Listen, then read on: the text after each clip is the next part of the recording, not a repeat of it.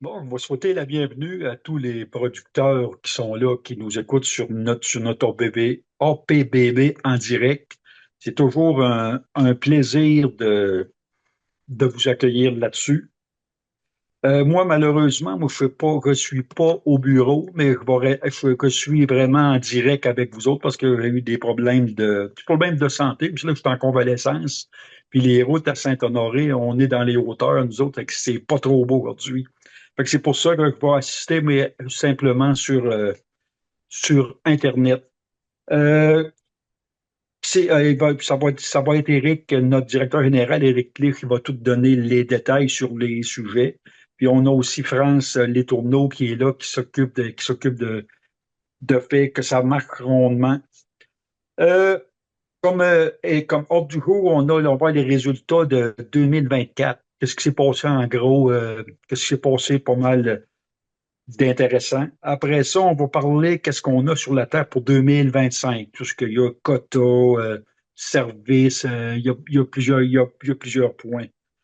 Après ça, on va parler de la mise en marché, nos services de récolte clés en main, des affaires de même, et aussi des droits compensatoires de M. Trump.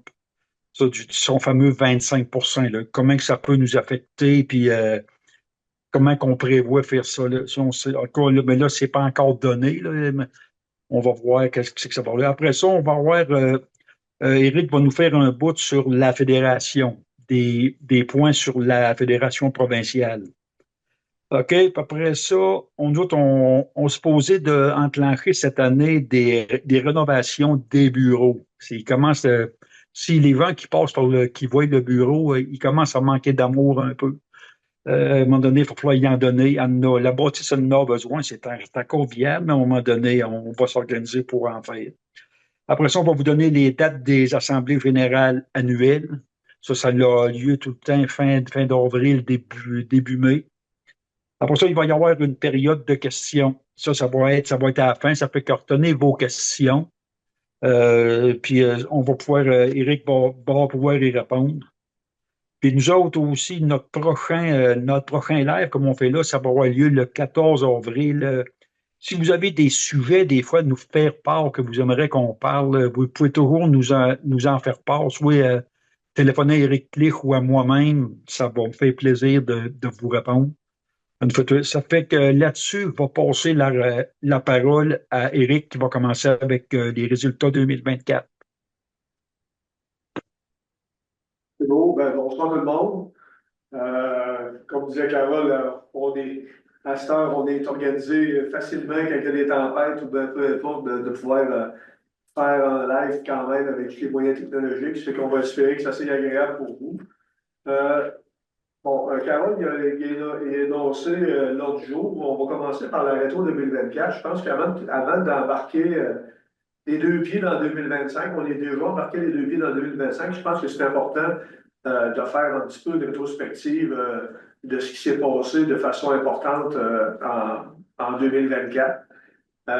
C'est sûr que présentement, au niveau des résultats financiers, on embarque la semaine prochaine dans les audits avec notre firme comptable pour la validation des dossiers. Par contre, je peux vous annoncer qu'on a quand même encore une bonne année financière à tous les points de vue en 2024, que ce soit au niveau des services forestiers que des services de mise en marché. L'objectif de l'organisation, on restera toujours on est une organisation en but non lucratif, mais je pense que c'est important d'avoir des résultats qui sont somme toute positifs pour se donner les moyens de continuer d'offrir des services adéquats et à des coûts minimes. Ça fait que dans les jours, même si on n'a pas encore les résultats officiels, on peut vous annoncer qu'on va avoir des bons résultats financiers pour 2024. Euh, En 2024, il y a eu quand même des événements importants. Entre autres, on va en reparler tantôt parce que ça fait partie aussi de notre planification stratégique 2025. On a reconduit le projet pour la mise en place d'une usine de biochar pour les 3 prochaines années. On a tout travaillé pour obtenir le financement nécessaire à ce qu'on puisse avoir une personne à temps plein qui s'occupe de ce projet-là. Par l'occurrence, là, la plupart le savent, mais c'est M. Paul Bus qui travaille en étroite collaboration à ça. Ça fait on a fait beaucoup de démarches sur la fin de 2023 avec le début de 2024 afin d'obtenir le financement public et aussi le financement privé. Cette fois-ci, c'est un projet qui va durer, dans nos prédictions, dans notre planification, on souhaite avoir une nouvelle usine de biochar autour de fin 2027, début 2028. C'est encore un projet qui est bien ambitieux. Par contre, pour être capable de financer ce projet-là sur les 3 prochaines années, on avait besoin de sous et on a attaché le financement privé, public à la hauteur de 60 et 40 du financement du projet a été fait de façon privée. Et beaucoup d'organisations comme la nôtre ont contribué cette fois-ci à plus grande échelle. Ça démontre le sérieux de la démarche. C'est quand même un projet là, sur 3 ans qui dépasse les 600 000 $. Ça fait que je vais revenir tantôt un petit peu sur la planification stratégique 2025, puisqu'on s'en va là-dessus avec ce projet-là. C'est quand même un élément qui a demandé beaucoup d'énergie en début de 2024, puis qui a culminé avec le congrès de la Fédération qui a eu lieu en Beauce, où le thème était les bioénergies, les bioénergies. Et on a pu, ceux-là qui ont participé ou qui ont pu assister au congrès de la Fédération, ils ont pu prendre part à tous le mouvement qui se fait au niveau des nouvelles bioénergies, donc biochar, qui nous intéresse beaucoup. Aussi, ben, je pense qu'on ne pourrait pas parler de 2024 sans parler de résidualité. On a eu quand même des enjeux de mise en marché qui ont commencé vers la fin de l'été et qui se sont poursuivis jusqu'à la fin de l'année. Avec du bois de Chambly qui s'est arrivé des territoires extérieurs qui ont venu un peu court-circuiter notre mise en marché ici chez nous. Ça fait qu'on a eu des difficultés d'approvisionnement, on a été rationné, un peu tout le monde a été rationné pour des livraisons, on a eu un peu des baisses de prix, rien de dramatique, mais quand même des fluctuations du marché qui nous rappellent que même si on est chanceux d'avoir de l'industrie forestière tout autour de nous autres, quand il y a des fluctuations de marché ou des grandes catastrophes qui se passent un peu partout au Québec, ben, on n'était pas habitué beaucoup à ça, mais on s'est rendu compte que quand il arrive beaucoup de bois d'extérieur, ben, ça met en péril notre approvisionnement ou nos entrées dans les moulins ici. Ça fait que ça a été quand même un événement qui a marqué 2024. Sans plus tarder, j'aimerais ça parler un petit peu de ce qui nous intéresse 2025, parce que bon, on peut bien regarder dans le rétroviseur, mais j'aime ça regarder par en avant qu'est-ce qu'on a mis sur la table pour les propriétaires forestiers. Tout d'abord, c'est important, de planification stratégique. Ça fait quand même plusieurs années qu'on se donne la peine, autant l'équipe l'équipe de direction ici avec les personnes impliquées au niveau des employés, et aussi l'équipe du conseil d'administration, pour faire 2 choses. Une planification stratégique de qu'est-ce qu'on veut réaliser dans l'année qui suit, mais aussi se donner les moyens de le faire. Donc, le budget est arrivé avec notre planification stratégique. Ça fait que quand on planifie des choses année après année, ben, le budget suit tout le temps. Puis si on n'a pas les moyens de le faire, ben, soit qu'on trouve des solutions financières pour y arriver autres, ou bien on le met en perspective. Ça fait que cette année, j'ai tout ce que je vais vous dire là, tout ce que je vais vous annoncer au niveau de la planification stratégique, c'est des choses que j'ai le mandat comme directeur général de la part du conseil d'administration de mettre en place avec mon équipe pour réaliser en 2025 ou démarrer en 2025. Il y a des projets, des fois, qui s'étalent sur des projets de plus grande envergure qui peuvent durer 1 à 2 ans installés, mais j'ai quand même une liste de plusieurs éléments à mettre sur la table. La première des choses que j'aimerais parler, c'est un élément qui concerne les services forestiers. C'est un projet qui émane de 2024, qu'on a eu quand même des beaux résultats. Et c'est un projet d'avenir. On parle souvent des changements climatiques, des contextes de changement climatique. On a un projet de protocole sylvicole feuillu. C'est quoi ça dans la vraie vie, là? C'est que planter du feuillu, on sait que c'est difficile. On a des ravageurs, on a des chevreuils, on a toutes sortes de choses. Et on a mis en place depuis, avec l'aide de Mirage, Mirage qui nous aide financièrement, puis qui aide financièrement les producteurs qui embarquent dans les projets, à, à trouver des façons d'implanter des feuillus à travers les résineux pour permettre d'avoir une forêt de plus en plus résiliente. On le sait que aujourd'hui, quand on regarde la température dehors, on n'est pas trop chaud à parler de changement climatique, mais la tendance conjoncturelle, là, année après année, on sait que la température se réchauffe, puis que forcément, nos peuplements qu'on a de résineux, de feuillus vont être appelés à changer naturellement. Puis, la meilleure façon, comme propriétaire de forêt privée, c'est de favoriser cette migration-là vers des forêts un petit peu plus mixtes et l'implantation de forêts feuillues.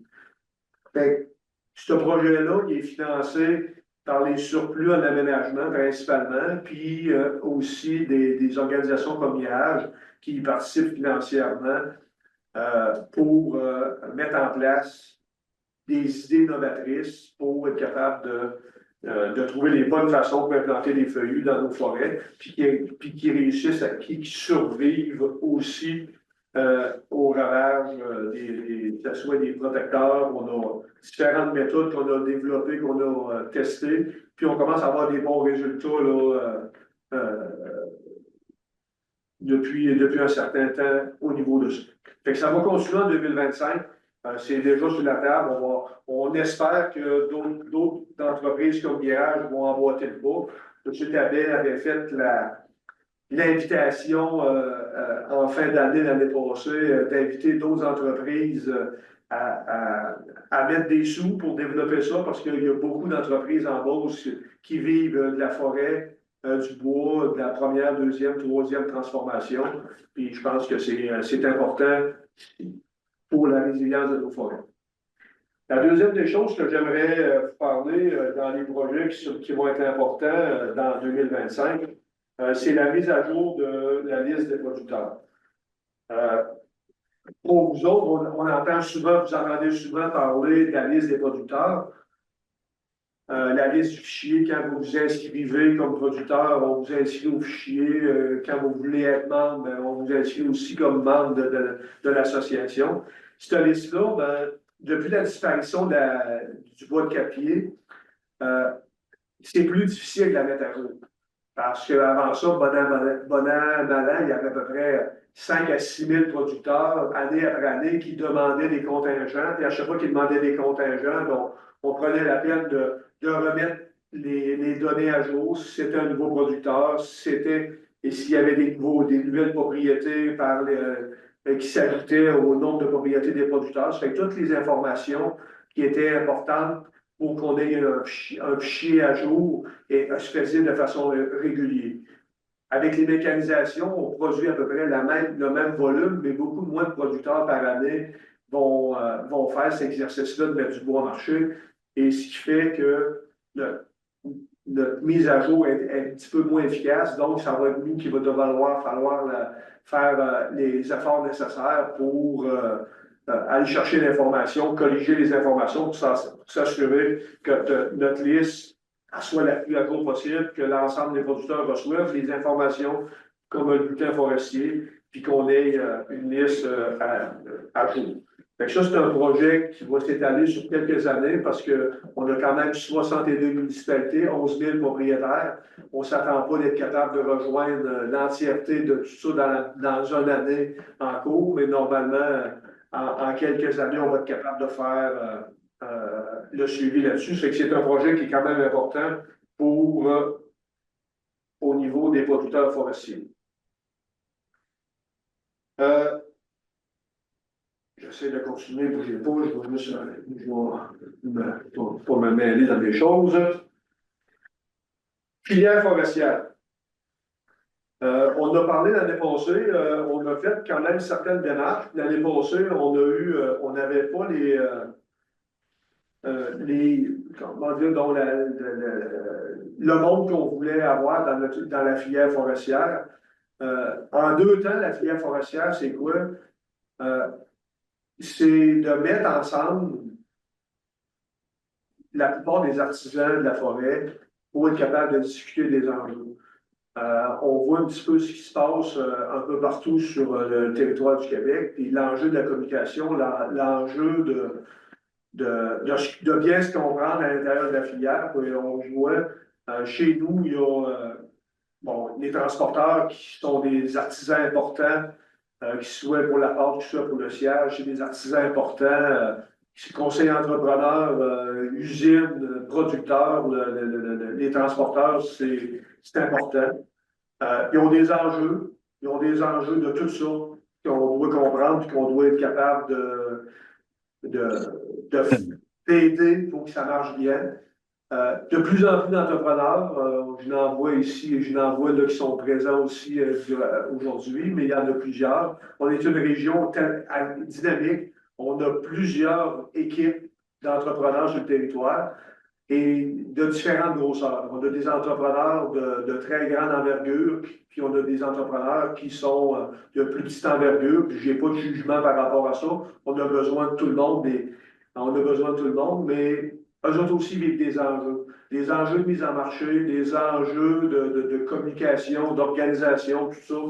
Puis on pense que ça serait important qu'ils soient à table autour de la filière forestière pour être capable parce que inévitablement, ils vont faire partie du portrait pour les prochaines années pour la récolte de bois.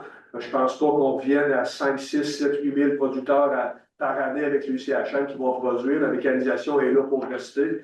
Et on va avoir besoin d'eux autres, puis on va avoir besoin de comprendre nos enjeux, puis qu'ils comprennent les nôtres aussi. Ça fait que ça, c'est un élément important. Les gens qui étaient les plus réticents ou les plus difficiles à mettre ensemble dans une filière, c'était les SIAR. D'emblée, les SIAR, c'est tous des compétiteurs. Donc, c'était difficile de vouloir les mettre. On a rencontré plusieurs. On nous en reste quelques-uns à rencontrer. Mais le ton a changé. Et on pense qu'en 2025, on va être capable d'en mettre 2, 3 dans une même salle pour qu'ils discutent aussi des enjeux d'approvisionnement. On le sait qu'il y a des enjeux d'approvisionnement, on l'a vu. Puis quand le Bas-Saint-Laurent, tout le bois du Bas-Saint-Laurent va découler, les enjeux d'approvisionnement vont revenir. Ça va être difficile que toutes les courses aient pleines en même temps, qu'il y ait des sécurités d'approvisionnement. Fait qu'on veut les avoir. Puis aussi, toute la question des producteurs, je pense que c'est un des moyens importants en forêt privée, le moyen de producteurs. Ça fait que c'est les 4 moyens que je vous ai dit là.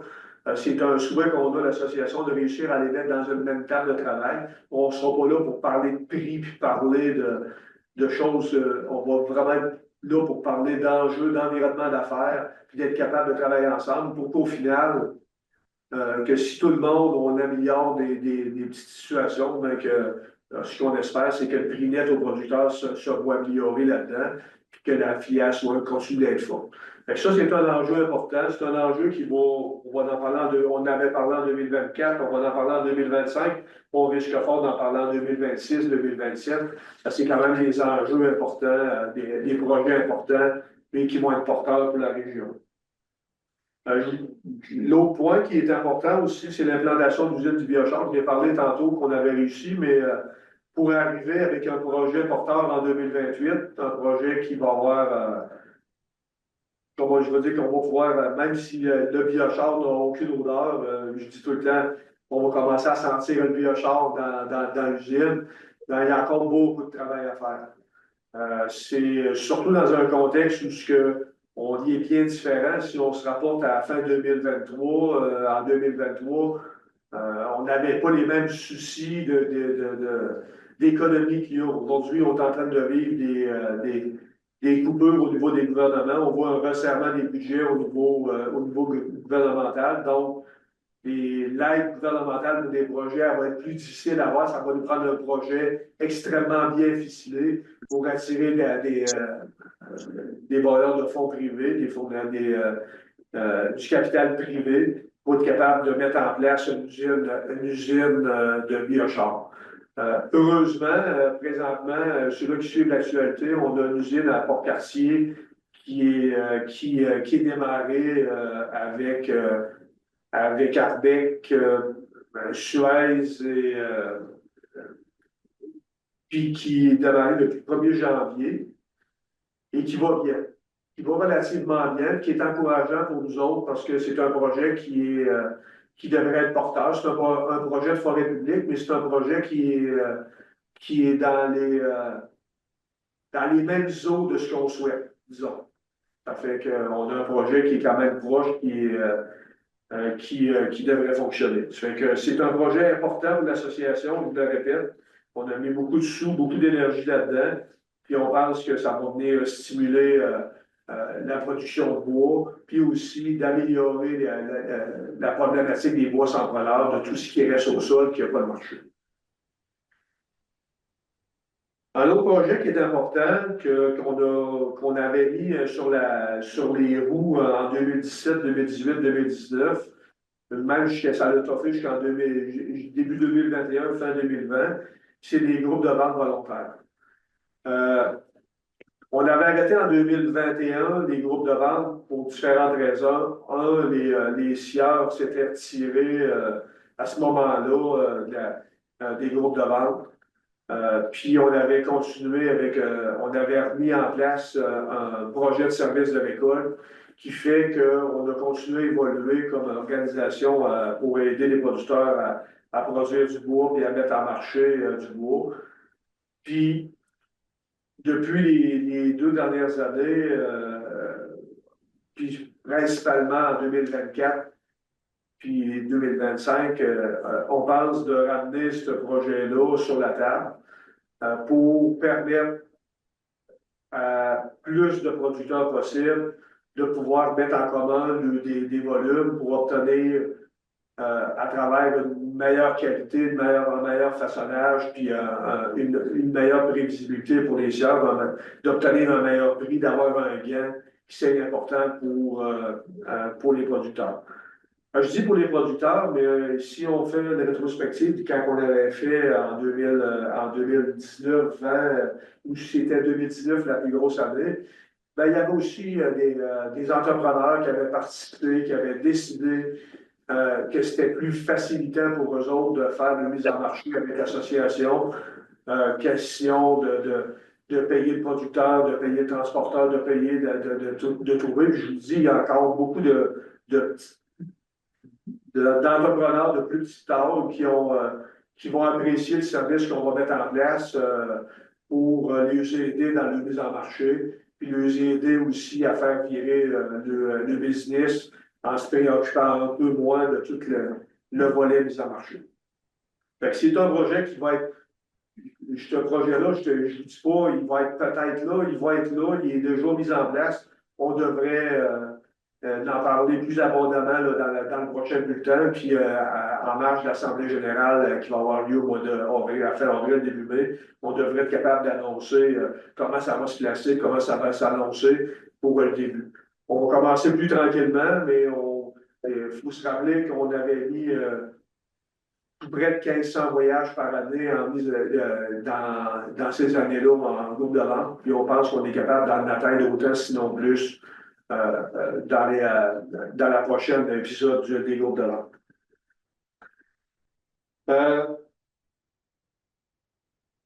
Il reste 2 points au niveau de 2024. Ce qui est important, premier point, avez-vous une question, hein, monsieur? Oui. Non, c'est à cause que j'avais perdu le son, mais là, il est revenu. OK, excusez, il n'y a pas trop. Je pense que on va en parler tantôt de mise en marché collective, là, un petit peu de ce qui se passe chez nos voisins. Je pense que ça ne serait pas honnête, puis je ne sais pas une question de ne pas être honnête, là, de ne pas avoir une veille de la mise en marché collective dans notre planification stratégique. bien qu'on le dit à plusieurs effets qu'on n'a pas de projet concret de mise en marché collective présentement sur la table. Pour le conseil d'administration, puis Carole est là, il est à distance, il pourra prendre la parole là-dessus parce que c'était quand même un volet politique. Le conseil d'administration avait statué sur des choses importantes qui nous avaient donné une direction claire.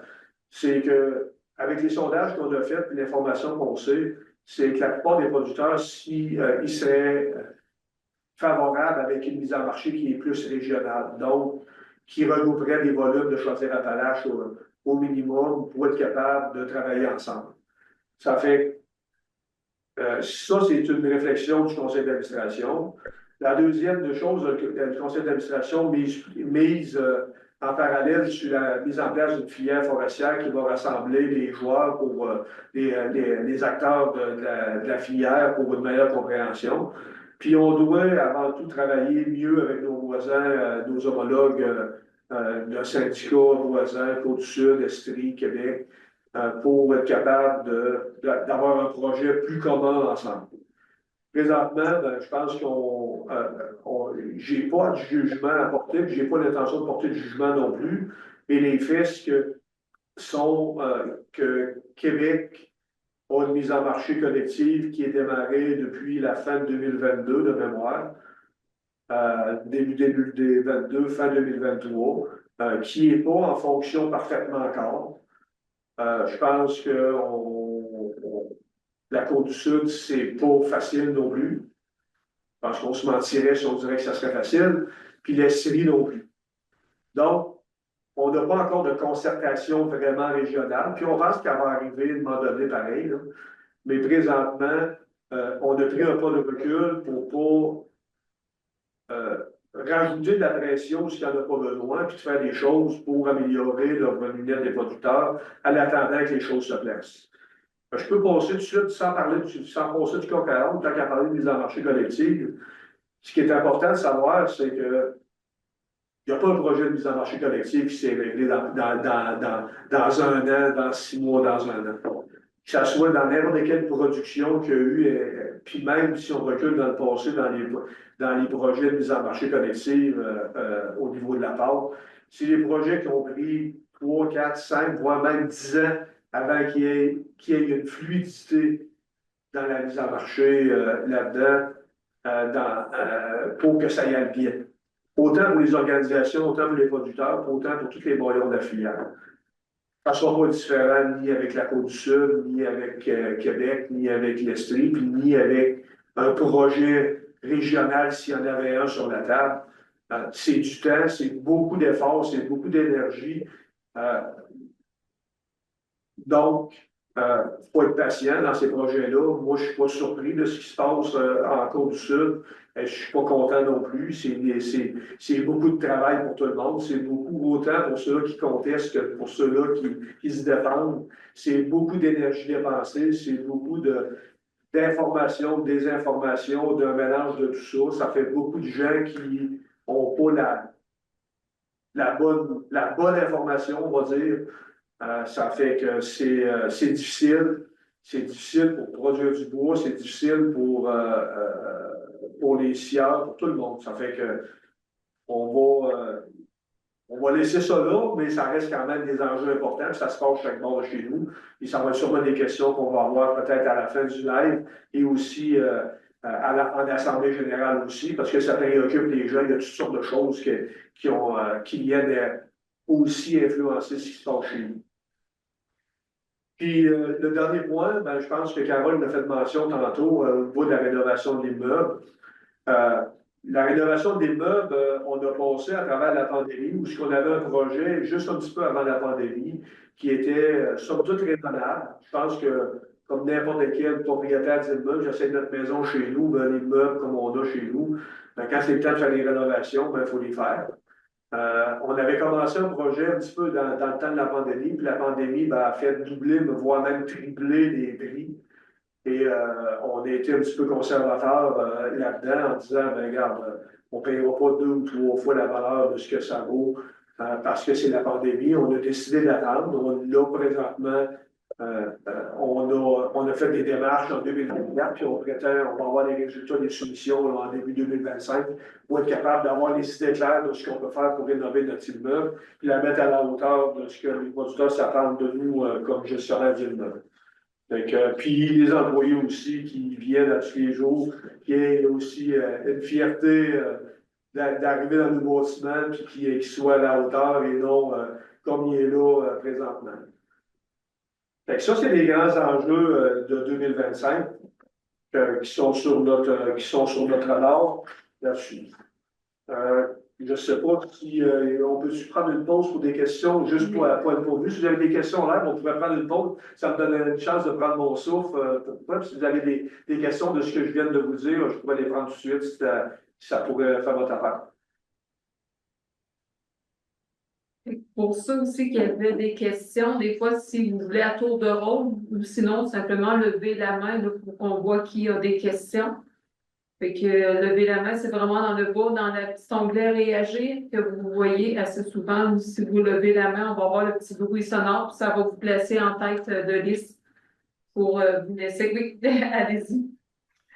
Oui, ben j'aurais une question. Là. Je ne sais pas si c'est votre micro, oui. Oui, j'aurais une question. Je ne sais pas si c'est pertinente suite à ce que vous avez mentionné, mais pour le marché du bois cette année 2025, Oui. avec tout ce qu'on entend parler, est-ce que, d'après vous, les prix vont se maintenir, vont être à la baisse ou on peut être surpris? Vous devancez un petit peu la prochaine étape de ce que je veux faire, mais je veux quand même y répondre. Là, j'irai plus en détail, mais je ne pense pas d'être devant là-dedans. Il y a beaucoup d'impondérables qui sont là dans tous les marchés, que ce soit des marchés de pâtes, les marchés. Moi, je dirais qu'il faut avoir un optimisme prudent. Est-ce que je suis pessimiste pour l'année 2025? La réponse est non. On a rencontré les scieurs, on a rencontré 4 grands scieurs sur notre territoire. Est-ce qu'ils sont pessimistes? La réponse est non. Ils sont quand même optimistes.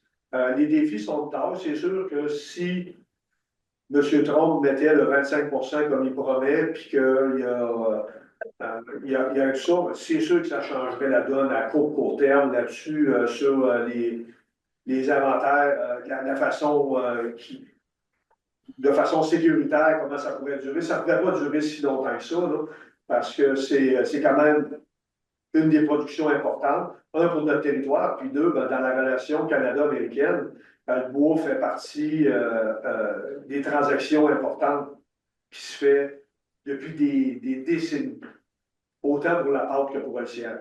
Et c'est pas parce que notre bois est plus cher, moins cher, peu importe, c'est parce qu'il est disponible, puis il est à côté, puis il est important, puis il n'est pas facilement remplaçable présentement. Pourquoi on s'approvisionne du bois canadien? C'est parce que le marché américain ne peut pas fournir la demande américaine pour fournir toute la construction, même dans la pâte. Il y a un paquet de choses qui vient faire qui ont besoin quand même de nous autres. Au point de vue, quand je dis, bon, ça c'est le point de vue optimiste, est-ce que ça va maintenir les prix présentement? Ce qui va maintenir les prix, c'est qu'on voit déjà au niveau des scieurs une certaine inconfort avec les inventaires qui risquent de baisser. Déjà que la manne du Bois-Saint-Laurent a baissé. Bon, il y en a qui ont eu tout le bois, il y en a qui en restent un petit peu à rentrer. Et ils voient déjà que d'ici au dégel, au bas des scieurs, ils n'auront pas un niveau si sécuritaire que ça pour scier durant le dégel puis après le dégel. Parce qu'on voit qu'il y a toujours un ralentissement des entrées de bois. Fait que la plupart ne sont pas si convaincus sécuritaires d'avoir du bois en vente. La seule façon de garder un marché garder des inventaires hauts. On l'avait vu avant l'arrivée du Bois-Saint-Laurent. C'est peu importe les indices, mais il y a une compétition sur le prix et les prix sont artificiellement ou plus avantageux pour l'ensemble des gens quand les inventaires sont bas. Bon, c'est sûr que s'il y a un arrêt de livraison aux États-Unis pour une période X, Y, Z, probablement que la plupart des scieurs vont profiter de ce temps-là pour stocker des inventaires de façon importante pour s'assurer qu'au départ, qu'il y ait des avances, parce que c'est une bataille qui entre les sieurs de façon importante pour s'assurer d'un plus approvisionnement. Fait que ça, au niveau du siège, je ne m'attends pas d'avoir un changement drastique. Ça, c'est moi, en toute humilité, qui dit ça. Là. On n'est pas des devants. Là. Ça peut faire complètement le contraire. Mais au niveau de la base, c'est plus comment dire, donc ça. Il faut être plus prudent parce que les marchés de base sont plus limités. Il y a un seul grand acheteur aux États-Unis qui achète pour tout le monde, c'est SAPI. SAPI, c'est ils ne peuvent pas augmenter le prix c'est des marchés internationaux.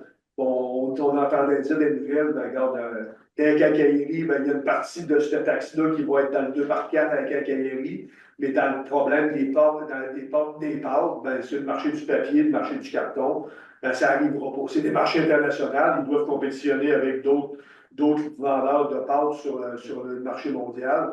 Donc, forcément, l'impact va arriver sur le producteur directement. Donc, il va y avoir soit des baisses de prix plus drastiques ou des achats de livraison plus drastiques au niveau de la pâte. Il faut être plus prudent au niveau de la pâte. Présentement, on parle avec nos acheteurs et on communique presque à toutes les semaines avec eux autres. Ça reste quand même stable, mais on est plus prudent de ce côté-là. Il n'y a rien d'alarmant, mais vous me demandez leur juste, je vous la donne comme on se la sent. On le voit, même Tafisa, il a ralenti, c'est un acheteur de bois frais important pour nous autres aussi. Domtar, il semble privilégier la forêt privée présentement. On va être, pour avoir discuté avec eux autres, s'il y a des ralentissements, on va être dans les derniers à ralentir parce qu'ils savent que la forêt privée, on ne peut pas jouer au yo-yo avec eux autres. Quand un producteur, c'est insécurisant de mettre du bois, il arrête tout simplement de produire. Tandis qu'en forêt publique, c'est pas la même mentalité. Puis quand on arrête la roue en forêt privée, elle est toujours plus longue à repartir. Fait qu'ils savent, qu'on s'attend à une meilleure stabilité de Domtar s'il y a une crise là-dessus. Ça, Merci. Merci. Est-ce qu'il y en a d'autres qui ont des questions? Si je ne suis pas clair, des fois, j'en dis plus que je devrais, pas que je devrais en dire. Je dis. Moi, j'aurais une autre question. Ça n'a pas rapport avec ce que vous avez mentionné, mais je voulais savoir, dans le secteur Beauce-Appalaches, est-ce qu'on parle de tordeuse de pinette là, qui s'avance tranquillement? Où est-ce que c'est rendu exactement, là, ce dossier-là? On l'a su, ça fait partie tantôt des dossiers de fédération, on va en reparler, mais présentement, l'épidémie de tordeuse, on parle, la région de Chaudière-Appalaches, on commence à en parler de façon générale. Présentement, où est-ce qu'on a des défoliations, pas des défoliations, mais des infestations plus importantes là, dans les pièges qu'il fait, on parle qu'on est rendu dans l'île. Dans la place MD. Est-ce qu'il y en a ici autour de nous autres, à quelque part, il y a à peu près toutes les producteurs vont dire oh oui, j'en ai eu chez nous, il y en a eu quelques-uns, mais il n'y a rien dans tout ce qui s'appelle Beauce, là, il n'y a absolument rien de foyer important. Il y a des tordeuses détectées comme il y en avait tout le temps, il y a tout le temps eu. Il n'y a rien. Présentement, où est-ce que ça commence, le plus proche de chez nous, c'est vraiment la région de Lillet, là. Qui va, Saint-Pamphile qui commence, là, Saint-Aubert dans ce coin-là, qui commence à avoir des possibilités de traitement, des défoliations, puis que les producteurs un petit peu plus inquiets, là, qui doivent prendre des mesures un petit peu plus importantes là. Et je vais y en revenir tantôt dans le dossier de la Fédération, ce qui s'en vient avec ça. OK, merci. C'est beau. Merci. Fait que, si vous avez d'autres questions, c'est le temps. Sinon, on va passer au niveau de la suite. La suite, c'était au niveau de la mise en marché, mais je pense qu'avec la question que je viens de répondre, j'ai fait quand même un bon tour de la question au niveau de la mise en marché. Ce qui est important de savoir, c'est que les communications sont bonnes. On est en contact avec beaucoup de sieurs de par Même si on n'est pas impliqué dans les marchés du siège directement, nos relations en tant avec le service de récolte, comme on l'a dit, les démarches qu'on a faites au niveau des groupes de vente, on a des communications très intéressantes avec les sieurs. On a le pouls de ce qu'ils vivent, on a des contacts, sans dire privilégiés, on a quand même des bons contacts avec chacun d'entre eux. Au niveau de la pâte, ben, ça a été la première affaire. Moi, le lundi matin, quand on est revenu au bureau puis qu'on avait la menace à la tête, c'est la première affaire qui s'est faite. J'ai appelé tous mes fournisseurs, puis qu'est-ce qu'il y en est. Puis tout le monde, puis là, ben, on a, quelques jours après, là, M. Trump a repoussé ça d'un mois. Là. Dans le mois, ben, si je compte bien, c'était le 1er mars. Présentement, elle est encore sur notre tête. Est-ce qu'ils vont la repousser, ils vont la modifier? Ça reste quand même que, tôt ou tard, à un moment donné, je lui dis, elle va arriver de façon peut-être pas aussi importante qu'il dit, mais il va y avoir de quoi qui va se passer dans le mois, ça va être inévitable. Fait que ce qui est important, c'est de rester. Moi, je dis tout le temps, dans ma tête, j'ai tout le temps un plan A, un plan B, un plan C. Puis tout de suite, quand ça va arriver, on a déjà un plan B, un plan C tout prêt. Puis notre objectif comme organisation, puis je pense qu'on y a gagné les dernières années, c'est d'emmener le plus possible de stabilité et de prévisibilité pour les producteurs. On l'a vu dans le passé quand on était arrête les quotas, ordonne des quotas, donne les marchés, monte le prix, baisse le prix, monte le prix, baisse le prix. Ça amène beaucoup de mouvements là-dedans, et d'incertitudes des producteurs. Puis finalement, le matin qu'on a arrêté un quota, on a arrêté une production pour une période déterminée, bien, ça lance tout un drôle de signal, puis on ne finit plus Puis là, quand ils nous appellent, nous disent, bien, finalement, on part, bien, il voudrait avoir la même cadence un lendemain qu'il y avait avant qu'il arrête. Puis ça ne prend pas ça. Des fois, ça prend 1 mois, 2 mois, 3 mois avant de repartir. Puis là, ben, ils deviennent insécuritaires. Ils vont chercher des marchés extérieurs. Ils vont aller voir là, ils agrandissent le périmètre d'approvisionnement qu'il n'y avait pas avant qu'il ait arrêté. Fait que là, ça amène juste une bisbille. Nous, ce qu'on veut, c'est d'avoir la meilleure prévisibilité et la meilleure stabilité pour que les producteurs puissent mettre en chantier deux choses. C'est ce qu'on souhaite le plus. Puis on va travailler à garder ça le plus sécuritaire possible là, pour tout le monde. Et ça, c'est l'objectif qu'on a. Est-ce qu'on va y réussir? Depuis les 2 dernières années, on tente à vouloir le réussir. On a emmené une certaine stabilité dans les 2 dernières années, 2023-2024, il n'y a pas vraiment eu d'arrêt de production au niveau de la pâte, vraiment de fluctuation. Il y en a qui pourra nous dire que le prix n'était pas toujours là non plus. On en est bien conscient. Souvent, on se rattrape quand on fait les rétros, parce que là, le prix augmente, ceux qui ont produit, on reçoit une rétro sur le prix produit, mais c'est la façon qu'on a trouvée pour être le plus efficace possible. Mais on va continuer de faire des suivis là-dessus. C'est notre rôle de faire des suivis, des veilles là-dessus, d'avoir des bons contacts, puis de rester quand même prudent par rapport à ça. On avait quand même produit dans le dernier bulletin une référence au niveau du radar de 2025. Puis là, ça m'amène à vous parler un petit peu des dossiers plus provinciaux, mais c'est des dossiers qui sont drôlement importants. Puis c'est important parce que ceux-là qui nous suivent en Assemblée générale, il y a souvent un représentant de la fédération qui vient nous rencontrer. Puis on travaille, puis Carole, ben, comme président, il siège, il est administrateur de la fédération comme président d'Amos. Puis la fédération travaille très, très fort sur des enjeux provinciaux, des enjeux nationaux, sur différents enjeux de la forêt privée. Puis je dirais au moins, la première des choses, si vous voulez avoir plus d'informations, je vous invite fortement à aller sur forêtprivée.ca, qui est le site de la fédération, où il y a une panoplie d'informations importantes qui nous servent, nous autres, à les syndicats, mais qui pourraient servir à l'ensemble des producteurs qui veulent s'informer à travers tout ça. Entre autres, je ferai quand même des enjeux principaux. Madame Blanchette Vézina, la ministre des Forêts, nous a annoncé la refonte du régime forestier. C'est un élément important parce que quand on parle de refonte, ben, il y a un paquet d'éléments irritants de tout ça qui risquent de pencher d'un bord et de l'autre. La Fédération est impliquée beaucoup avec la table de la ministre pour être capable de discuter de ces enjeux-là, pour être capable d'améliorer les conditions des propriétaires de forêts privées. Elle est de plus en plus sensible à ça. Pourquoi? Parce que c'est de plus en plus difficile de faire de la foresterie publique, si on peut dire, avec tous les enjeux de caribou, les enjeux d'espèces protégées, les enjeux, il y a des enjeux nationaux importants au niveau de la forêt publique. Puis la forêt privée, ben, elle est sous-productive à bien des égards à cause de la difficulté de prendre sa place dans le marché.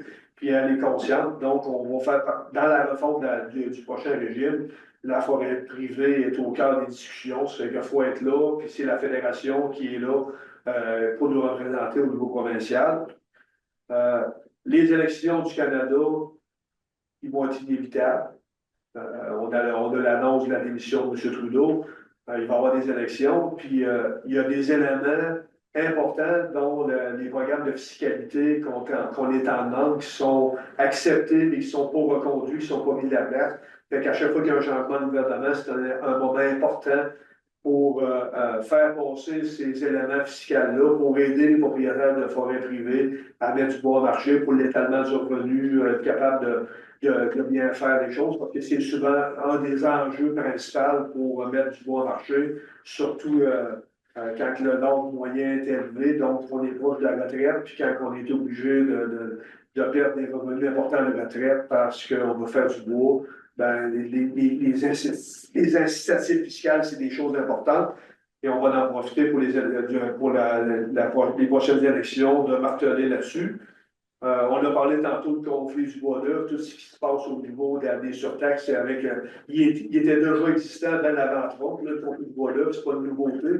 Dans tous les derniers présidents, il y a tout le temps eu des surtaxes du prix du bois d'œuvre qui était même si on ne parle pas de la taxe présentement, il y a quand même une surtaxe présentement du bois d'œuvre à 14,4 ça, c'est mis à part. Si on avait rajouté 25 on était presque à 40 de surtaxe du bois d'œuvre là-dessus. C'est un enjeu important qui est traité par la Fédération. La résidualité, j'en ai parlé tantôt, c'est un des éléments importants aussi. Comment on peut s'assurer une compétition loyale entre la forêt publique et la forêt privée pour l'accès au marché, puis le maintien des conditions des conditions de marché, c'est un enjeu qui est important. C'est la Fédération qui travaille là-dessus. On en parle un petit peu moins, c'est pas parce que c'est moins important, c'est parce qu'à un moment donné, c'est des dossiers qui deviennent extrêmement difficiles, puis il y a peu d'avancées, mais les taxes foncières restent un enjeu important. Il y a une catégorie d'immeubles qui a été mise en place en 2022, 21, 22 par le gouvernement. Puis ça tarde à se concrétiser. Il y a seulement 42 municipalités au Québec qui ont mis le taux distinct pour donner un avantage aux producteurs qui sont engagés dans la mise en marché, dans l'aménagement d'une forêt. Donc, c'est très peu. Puis, zéro en Chaudière-Appalaches. C'est un peu décevant. On fait quand même des représentations. Il y a même des producteurs qui ont fait des représentations dans le conseil, dans les municipalités. Mais ça reste encore. Il reste des choses à faciliter pour aider les municipalités à mettre en place ces programmes-là, aider aussi les producteurs et les organisations à travailler là-dedans. Les fameux OGAT. Les OGAT, c'est les orientations gouvernementales en aménagement du territoire. Tous les schémas des municipalités, des MRC vont dépendre des grandes orientations du gouvernement. Ça veut dire que ça s'aille au niveau de la biodiversité, des règlements d'abattage, de tout ce qui est l'environnement, le REFI, tout ce qui est au niveau de la gestion des milieux humides. Tout va s'indiquer à travers les OGAT, les grandes orientations gouvernementales qui vont faire que chaque MRC qui vont faire le schéma d'aménagement du territoire, qui vont faire tous les règlements, bien, c'est tout en fonction de ça. Puis, on a beaucoup de travail au niveau provincial, au niveau régional, on le voit, on siège encore sur les PDZA, on siège sur beaucoup d'organisations des MRC pour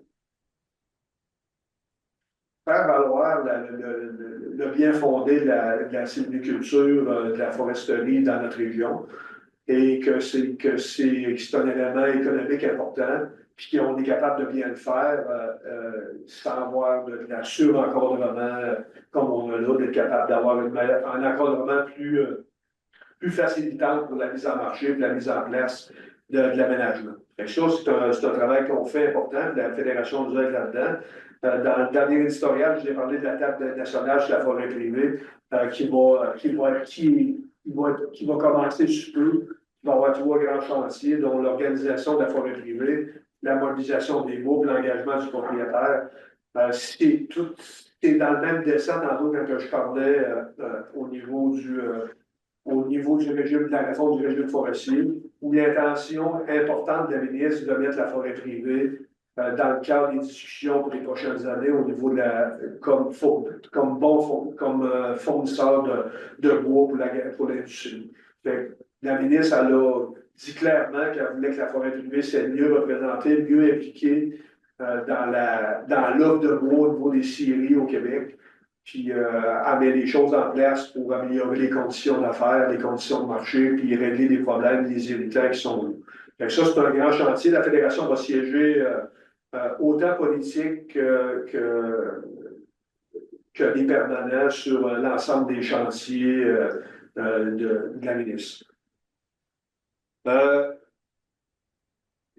Après ça, on parlait des changements climatiques, on a participé, le plan nature, il devrait éclore dans la prochaine année ou en 2026, toutes les recommandations qui ont été faites au niveau de la biodiversité, de la protection des espèces menacées, tout ça qui est des enjeux sociaux qui sont importants puis qui viennent menacer aussi l'aménagement de la forêt. Les réglementations au niveau des milieux hydriques, on est encore dans les derniers balbutiements pour avoir les régimes officiels.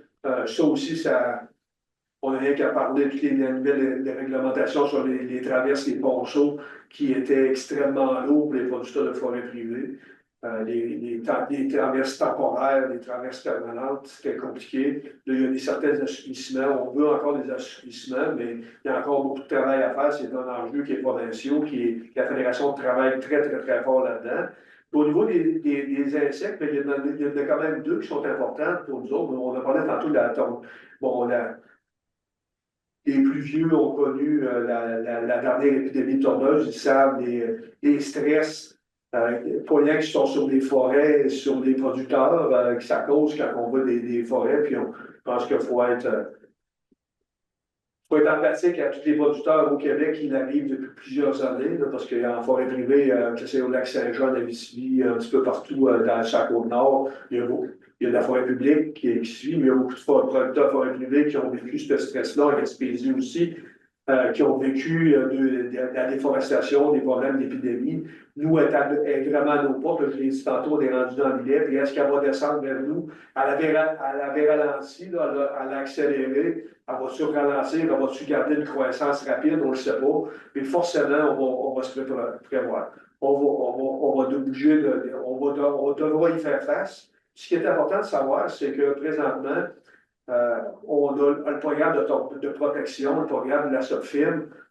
Il va être disponible présentement, Chaudière-Appalaches, il va être disponible, puis il va être de plus en plus facilitant pour les propriétaires de forêt privée qui vont arriver pour la protection de ceux qui veulent participer à ça pour les arrosages en forêt privée. Fait qu'on devrait avoir, le ministère a reconduit les programmes là, pour les prochaines années. Ça fait qu'on devrait être capable que quand ça va être rendu là, que ça va être le temps, là, présentement, ils vont arroser dans le coin de l'îlet, ils vont arroser dans la forêt privée, dans ce coin-là. Fait qu'on devrait avoir à temps ces aides-là quand ça sera rendu chez nous pour préserver les forêts d'avenir qu'on devrait préserver. Fait que ça, c'est quand même une des bonnes nouvelles à travers la mauvaise nouvelle. J'aimerais ça on aimerait tout ça qu'elle arrête là, qu'on n'en parle pas, qu'elle ne vienne jamais chez nous, mais ça va être difficile de penser ça. Puis il y a quand même une autre chose importante, on a entendu, pour ceux qui l'ont entendu parler, c'est le longicône brun de l'épinette qu'on a eu quand même une mini-crise là, dans le coin de Carole, de Saint-Honoré-Saint-Martin, où il y a eu quand même un arrêt des livraisons puis du transport du bois pour cette période-là. Normalement, la période va devenir active là, quelque part en début d'été jusqu'au 15 septembre. Je ne me rappelle plus la date précise, là, mais où ça va être dans. Fait que là, c'est sûr qu'il faut se dire les vraies choses. Là, vu qu'ils en ont trouvé l'année passée, ben, ils doivent avoir multiplié le nombre de pièges pour s'assurer qu'ils n'en retrouvent pas. Ce qu'il faut comprendre, c'est qu'on on est la seule présence au Québec où il y en a eu. Ailleurs au Canada, il y en a eu des maritimes, Nouveau-Brunswick, Nouvelle-Écosse, île du Prince-Édouard, si je ne me trompe pas. On n'avait jamais eu au Québec, à part de ce qui a été découvert l'année passée à Saint-Martin, Saint-Honoré. Fait qu'on espère que ça va, qu'il n'y en aura pas plus, puis qu'on ne sera pas à vivre aussi, parce que hormis qu'elle n'a pas elle ne se traite pas pantoute, elle a des impacts quand même sur les arbres, sur les épinettes, parce qu'elle n'a pas fait de défoliation. Elle peut être en mode épidémique, pareil dans nos forêts, mais elle n'a aussi pas de prédateurs du tout encore. Fait que ça peut être extrêmement. C'est l'Agence canadienne des inspections des aliments qui a juridiction là-dedans. C'est une juridiction fédérale.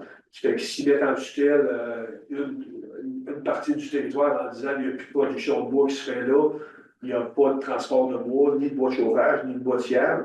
Quand on parle de Saint-Martin, Saint-Honoré, ben, il y a quand même des grands sieurs. Si on parle de Carrier-Bégin qui est là, Saint-Honoré directement, puis Amel qui est à proximité aussi, ça ferait mal à l'économie si ces sieurs-là ne pouvaient pas avoir de transport de bois à proximité. C'est quand même un enjeu important. Je ne fais pas peur à faire ça, mais c'est quand même des enjeux avec l'aide de la Fédération qu'on suit de proche. Fait que moi, ça fait le tour du radar, mais je vous invite, je vous le dis, si vous êtes curieux, allez voir le site forêtprivée.ca. Il y a une panoplie d'informations importantes qui sont là, qui vont vous aider dans ceux qui sont curieux, qui veulent avoir de la bonne information, qui est là. Les derniers points, parce que là, il est proche 8 heures, j'avais dit ça, j'ai servi mon horaire quasiment à la lettre, j'avais dit que je ne voulais pas dépasser 8 heures. Il reste que, on est en pleine mise en candidature pour les nouveaux administrateurs. À chaque année, il y a toujours 3 postes qui sont mises en candidature. Dans le dernier bulletin, on l'avait fait avec la première page. La mise en candidature se termine le 24 mars à 16 heures. Puis les sièges sortants, on a un siège dans la MRC des Elchemins, dans le secteur 3, un siège dans les Appalaches au niveau du secteur 7, et un siège volant aussi qui est sur tout le territoire, sauf Beau-Sartiguan, qui a déjà 2 administrateurs qui sont là. Ça fait qu'on invite les gens qui veulent appliquer comme administrateur de faire les démarches. Vous pouvez rentrer en contact par courriel, par téléphone à moi directement. On vous donne l'information nécessaire pour faire votre application comme pour être mise en candidature. On fait les suivis avec vous, on vous donne toute l'information, mais si on est dans ça jusqu'au 24 mars, puis les prochaines assemblées, elle du plan conjoint va avoir lieu le 30 avril, c'est un mercredi de mémoire, encore au jour de place au centre Fremco. Dans le prochain bulletin, il devrait y avoir tous les ordres du jour qui vont être là mis en place. Et l'assemblée des membres de l'assemblée de l'association va avoir lieu le 7 mai, un mercredi soir suivant aussi, pour l'assemblée des membres de l'association. C'est ce qui est au programme pour les prochaines semaines. Le reste, on va essayer de vous tenir informé le plus efficacement possible par le biais des infolettes s'il y a des changements importants qui suivent dans l'actualité. Mais pour le reste, je vous l'ai dit, on est dans un optimiste prudent, mais on est optimiste quand même. Fait que, ça fait le tour. Je ne sais pas si Carole, je sais que c'était plus difficile. D'habitude, on était d'un côté de l'autre, c'est facile d'interagir en team. Ça fait que Carole, je ne sais pas si tu avais des choses à rajouter.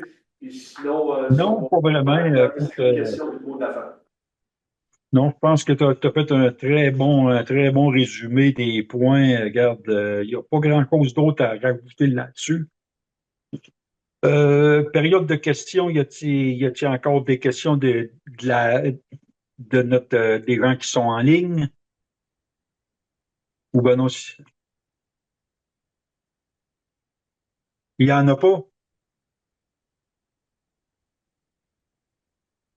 Fait que, si vous n'avez pas de questions, je te laisserai le mot de la fin, Carole.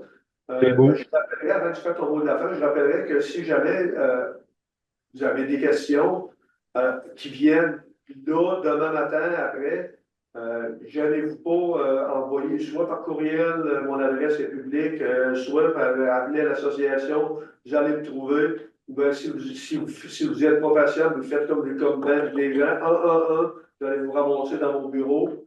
Fait que ça va me faire plaisir de répondre à vos questions quand je suis disponible. Là, je m'en fais un devoir de pouvoir m'échanger avec vous autres quand vous prenez le temps de m'appeler. Et Carole, le mot d'affaires? Fait que c'est bien beau. Ça fait que, regarde, je remercierai Éric, voyons, je suis en train de perdre son nom. Hey, on a eu une très belle APBB en direct.